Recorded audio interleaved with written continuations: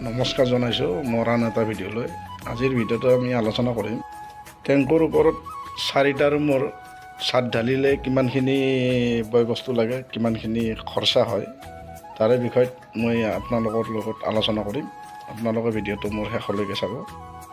প্ৰথমে আহিছোঁ মই ৰডলৈ। ৰড মই ইয়াতে পিলাৰবিলাকৰ কাৰণে 12 mm ব্যৱহাৰ কৰিছোঁ। 12 mm মোক লাগিছে 12 পিচ।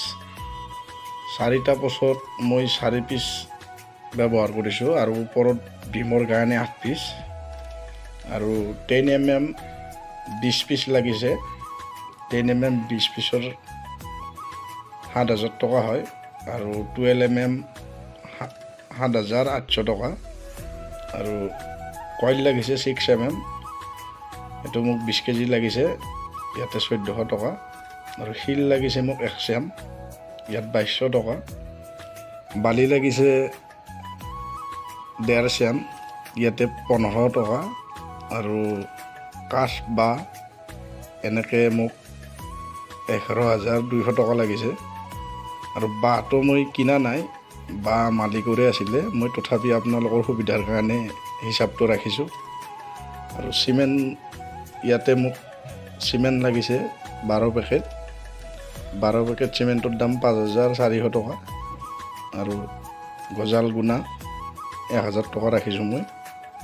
এইখিনি মিলাই 37,500 টকা হৈছে। আৰু আপোনালোকে যি দেখি আছে এই ছাদখন, এই ছাদখনৰ হিচাপটো মই এই টেংকিটোৰ লগতে দিছোঁ।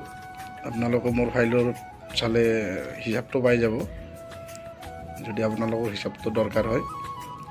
আৰু মই এই ছাদখন তলৰ এই ছাদখনৰ পৰা পিলাৰ সৈতে মই হিচাপটো আপোনালোকৰ আগত ৰাখিলোঁ 37,500 টকা হয়। ইয়াত মই মিস্ত্ৰী খৰচটো ৰখা নাই, আপোনালোকে মিস্ত্ৰী খৰচটো ধৰি ল'ব, যোগ কৰি ল'ব ইয়াতে এইটো 37,500 লগত।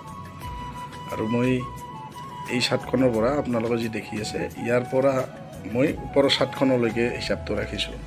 আৰু মই প্ৰথমতে পিলাৰবিলাক মই হাইটো ঢালি লৈছোঁ, ওখটো 7 ফুট কৰি ঢালি লৈছোঁ।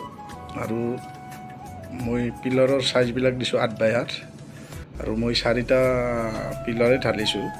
মোৰ টেংকিটো লম্বা আছে 14 ফুট, মই 14 ফুটত 4টাই পিলাৰ দিছোঁ। এই 4টা পিলাৰতে হৈ যাব।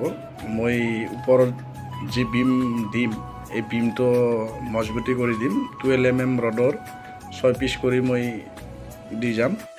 6 পিচ কৰি দিলে ছাদখনৰ লোডটো ল'ব পাৰিব বিমটোৱে। আৰু মই ইয়াতে আপোনালোকক হিচাপবোৰ মোৰ যিকোনো ভিডিঅ'ত আপোনালোকক যি হিচাপ দিছোঁ মই সঠিক হিচাপ দিয়াৰ কাৰণে আপোনালোকক চেষ্টা কৰি যাম সদায়।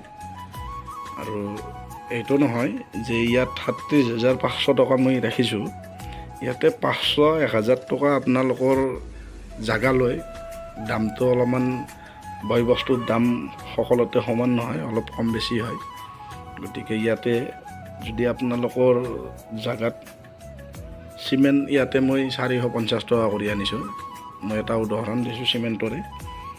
যদি আপোনালোকৰ তাতে 460 টকা হয়, ইয়াততো অলপ 12 পেকেটত আপোনাৰ 120 টকা বাঢ়ি যাব। ধৰক এনেকুৱাকৈ আপোনালোকৰ তাত যদি কিবা কম হয় বস্তুৰ বা দাম অলপ বেছি হয়, হিচাপটো অলপ ইফাল সিফাল হ'ব। কিন্তু মই আপোনালোকক এইটো সঠিক হিচাপে দিছোঁ। আৰু এইখিনি যিখিনি মই হিচাপ দিছোঁ এইখিনি বস্তু মই গোটেইখিনি ময়ে আনিছোঁ। শিল বালি মই বালিটো 1.5 চেম আনা নাই বাৰু, মই 1 গাড়ী আনিছোঁ। যিখিনি খৰচ ইয়াতে হ'ব মই সেইখিনি আপোনালোকৰ আগত হিচাপটো ৰাখিছোঁ। আপোনালোকৰ কিবা যদি সুধিব লগা থাকে মোক কমেণ্ট কৰি সুধিব পাৰে, মই আপোনালোকক ৰিপ্লাই দিয়াৰ কাৰণে চেষ্টা কৰি যাম। আৰু যদি চেনেলটো মোৰ ভাল লাগে আপোনালোকে চেনেলটো ছাবস্ক্ৰাইব কৰি দিব আৰু আগলৈ এনেকুৱা নতুন নতুন ভিডিঅ'বোৰ পাই থাকিব। আপোনালোকে মৰম দিলে আমাৰ ভিডিঅ' বনোৱাৰ কাৰণে ইচ্ছা হয়। গতিকে ভিডিঅ'বোৰ চাই ভাল পালে কমেণ্ট এটা কৰি জনাব আৰু চেনেলটো ছাবস্ক্ৰাইব কৰি দিব। তো আজিৰ ভিডিঅ'টোত মোৰ ক'ব লগা ইমানখিনিয়ে। ধন্যবাদ।